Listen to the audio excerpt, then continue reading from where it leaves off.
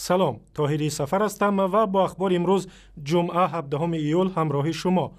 بالا رفتن سطح رودخانه غوند مقامات را مجبور کرد کاری دو نیروگاه بزرگ ولایتی بدخشان را باز دارند.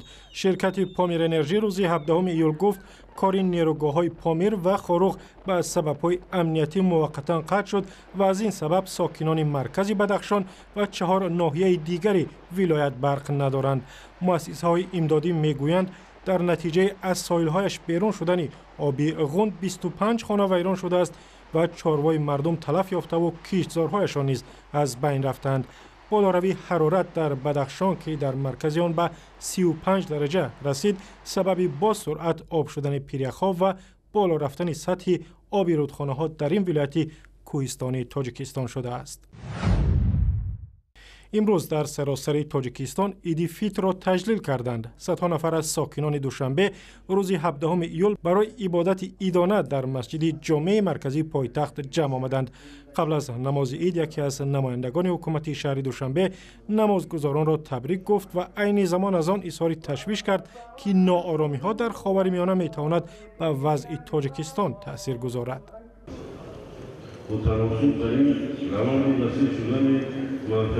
طرفی کشورهای علاقه‌مند برای زیر تأثیر قرار دادن منطقه‌ها با مفت به دست آوردن ذخیره‌های طبیعی و قوه کار کشورهای رشد را معلوم باشد.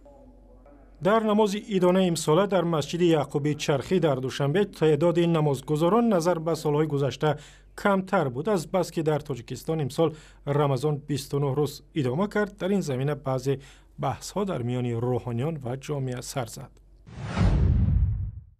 روز 17 ایول در اوکراین، استرالیا و هلند در نخستین سالگرد فلاکت مرگبار هواپیمای مسافربر مالزیا در شرق اوکراین خاطره 298 قربانی فلاکت را گرامی داشتند.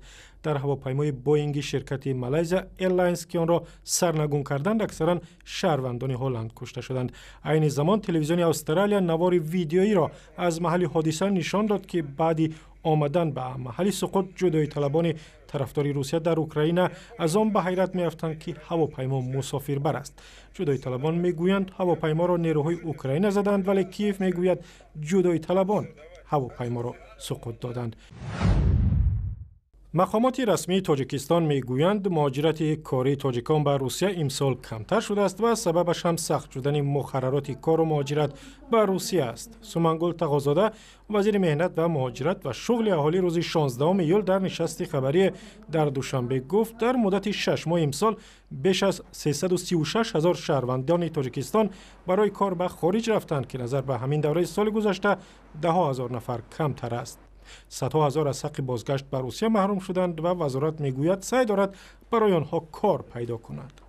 از اول سال جاری از جانب ساختارهای وزارت در محل‌ها زیاده از 2000 نفر شهروندانی که بازگشتشان به فدراسیون روسیه ممنوع است با جای کار تامین شدند. وزیر مهنت و مهاجرت همچنین گفت در نیم سال گذشته مقامات تاجیکستان تعدادی از کارفرمایان به انصاف روسیه را مجبور کردند که 14 میلیون روبل مزد کار مهاجران تاجیک را بپردازند. طوری معلوم در روسیه بیشتر از 1 میلیون شهروندان تاجیکستان کار و اقامت میکنند و حقوق بسیاری از آنها پامال می شود. مقامات تاجیکستان گفتند در موسم آببازی امساله در کل رودخانه‌های کشور 54 نفر هلاک شدند. خیرالدین عبدالرحیموف رئیس کمیته حالتهای اضطراری تاجیکستان روز 16 ایول در نشست خبری گفت اکثر آنهایی که غرق شدند تا 17 سال داشتند.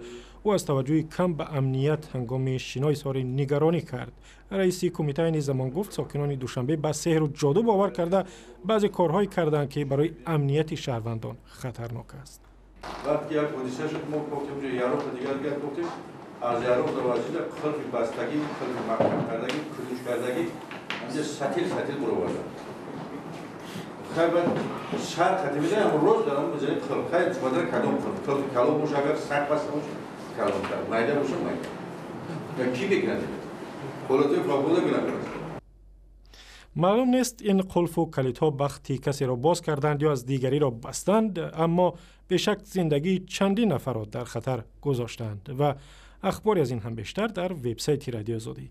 در صفحه های ما در فیسبوک، توییتر و یوتیوب و هم زمینه مخصوصی رادیو آزادی برای تلفن های همراه.